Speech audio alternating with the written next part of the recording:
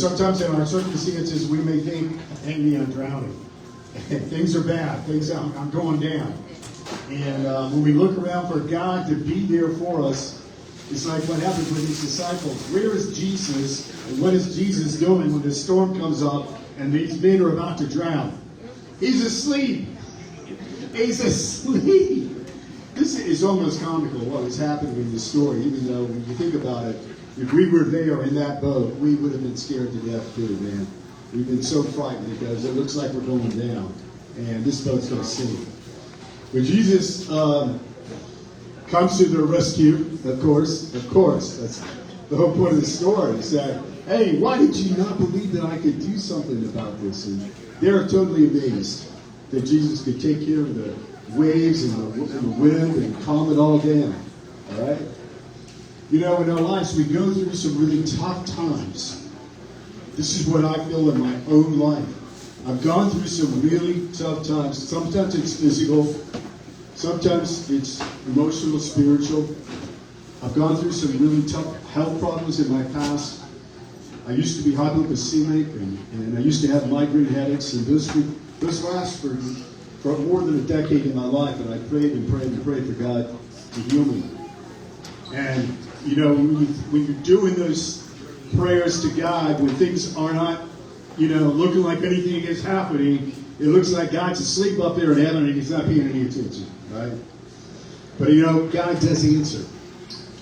And he does it. He's healed me so many times. I know that I have a God who does really listen, and he's not asleep at the wheel. He really is awake and alert to all my concerns.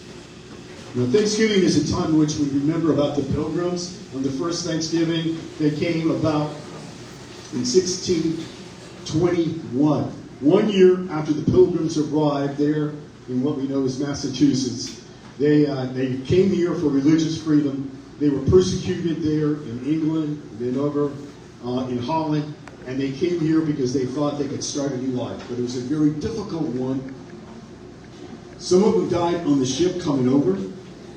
And in the year's time, half of them passed away either from disease or starvation. Out of 102 people, only 51 were alive for that first Thanksgiving. That's how rough it was for them. But here they are, they're gathered because they've been able to survive.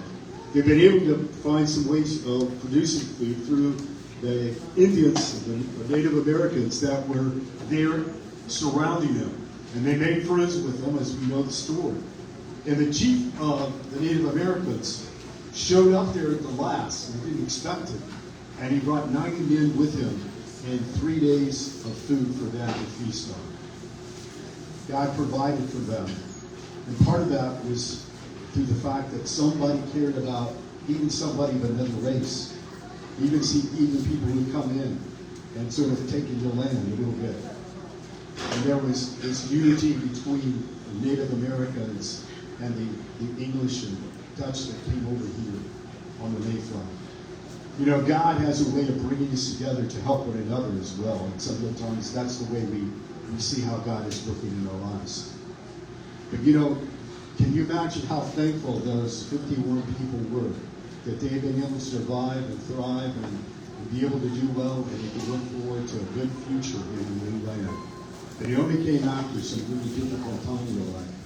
And I think when we're most grateful, Hi, Jessica. It's not when things are all going well. It's not when we're all happy and everything's just hunky-dory. It's when we had to go through something really tough in our lives. And then we see how God has answered our prayers. Some of you know I've had cancer over the last 3.5 years.